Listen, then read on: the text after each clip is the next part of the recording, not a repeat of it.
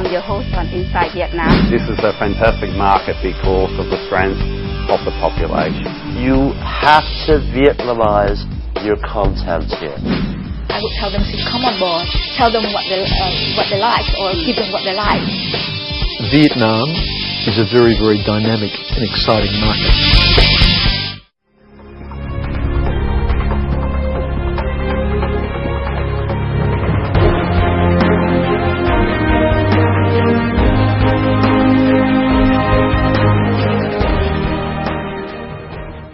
A very warm welcome back to Inside Vietnam to you all. My name is Phi Nguyen and I'm your host on Inside Vietnam. In our last interview with Mr. Ralph Matters, MD of TNS Vietnam, we have addressed the issue of Vietnam being one of the top 10 emerging markets globally. We mentioned the acronym BRIC, which is Brazil, Russia, India, and China, and CVET, which stands for Colombia, Indonesia, Vietnam, Egypt, Turkey, and South Africa.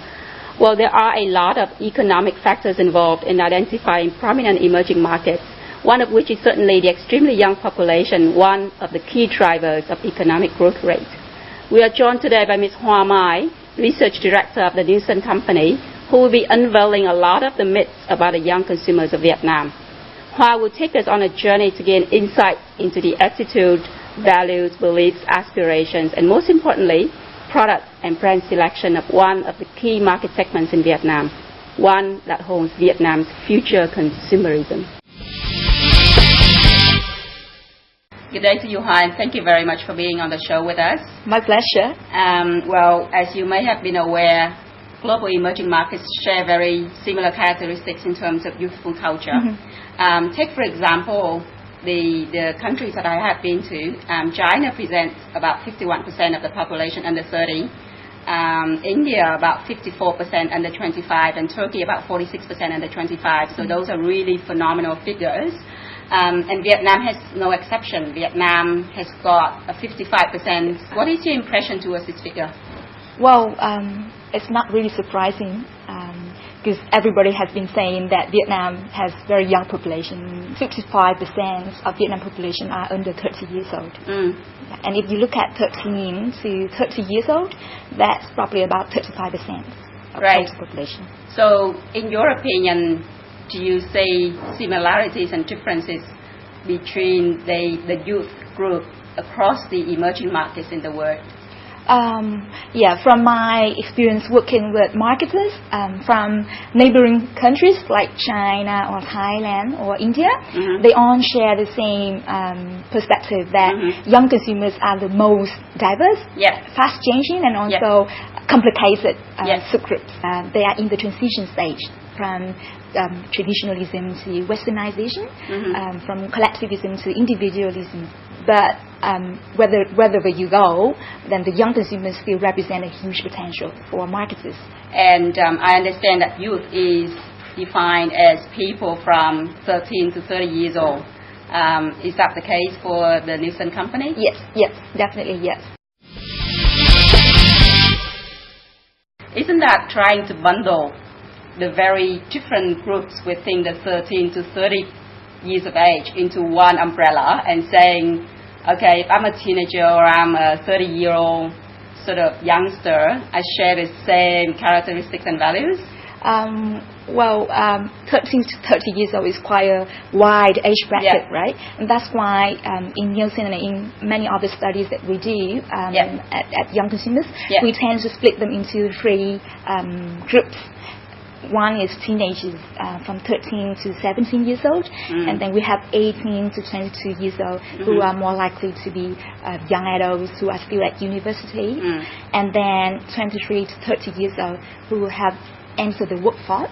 And these are what we often call the first jobbers.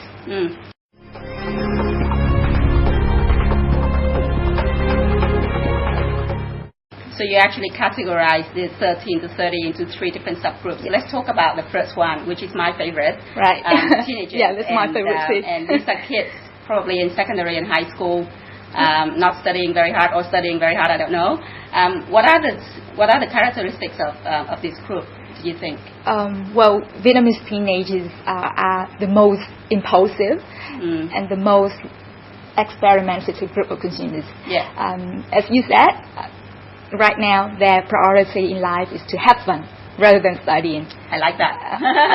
And they have a strong urge to express their identity to the whole world. Yeah. They want to be the center of attention, the navel of the universe. Yeah. And they do that. They express themselves via almost anything. Yeah. Their fashion style, the accessories that they have, Yeah. high tech Yeah. kind of gadgets, cool. They are the most kind of adoptive and also experimentative group. How does that affect the way that they select brands and products in Vietnam? For marketers, you can attract them quite easily by building up a cool, aspirational kind of image. Yeah. Then there you go. You can grab their hearts easily. I understand that this subgroup doesn't have their own money. So without money, which means that without spending power, what sort of impact do you think this group have on the market? Well, you're right when you're saying that they don't have much money. Because in a recent Gen V study that we did, when we interviewed teenagers from 15 to 24 years old, and then we asked them the average spending per week, then they gave us a figure about 275,000 dong per week. They are big spenders on categories such as food and beverages. And don't forget that they also spend on other non-necessities like entertainment. Let me interrupt you there and talk about the 257,000 dong per week that you mentioned. Yes. Now, 270,000 dongs a week equals about 1 million a month in pocket money. Is that right? Roughly. Yeah. How do you arrive at that figure, though? What sort of income classes are you tracking? We were looking at A to D household income band, and at Nielsen we define A, B, C, D based on their household income on a monthly basis. And A would be 15 million Vietnam dong and above, and D is about 3 to 4.5 million Vietnam dong per month. So if I'm taking class D, for example, understandable that it would be from about 4 million dong per month in household income. That would mean that they would take 25% of their income, which is 1 million versus 4 million, for the kids' pocket money. Is that what you're saying, or? Well, not really. The figure that I mentioned, that's the average of on household income band. If you look at the household income band only, that amount would be obviously smaller. Okay.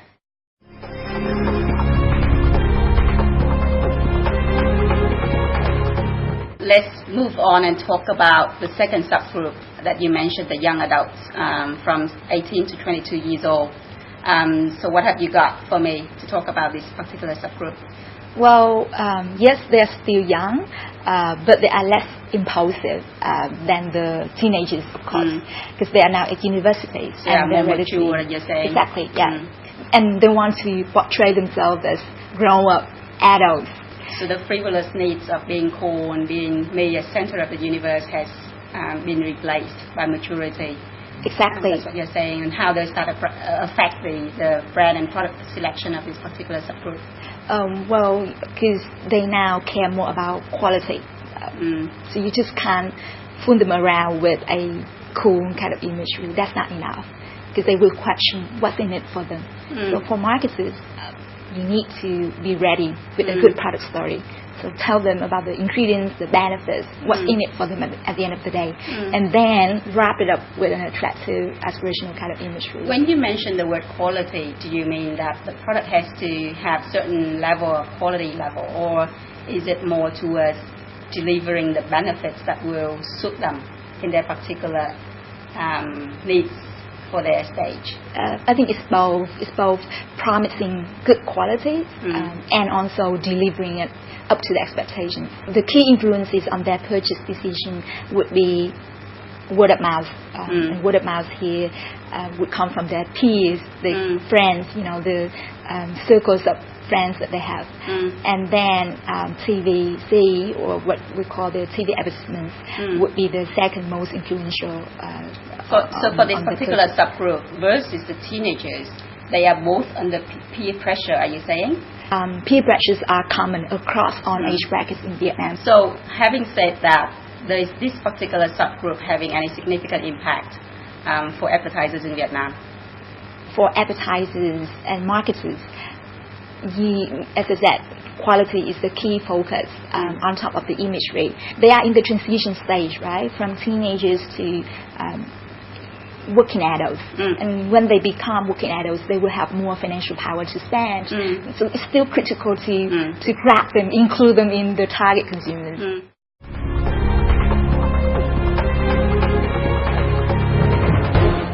And the third subgroup that you mentioned before, the 23 to 30 years old, Yes. I would imagine that this particular subgroup is very different from the first two. Well, a lot of differences, I would say, Yeah. because they are now having more financial independence. They start earning their own income, and they are ready to spend. And they love to spend, because spending is also one way to express who they are, to tell the whole world that, hey, I'm now totally independent. Yeah. And they are the most conscious group of consumers on quality.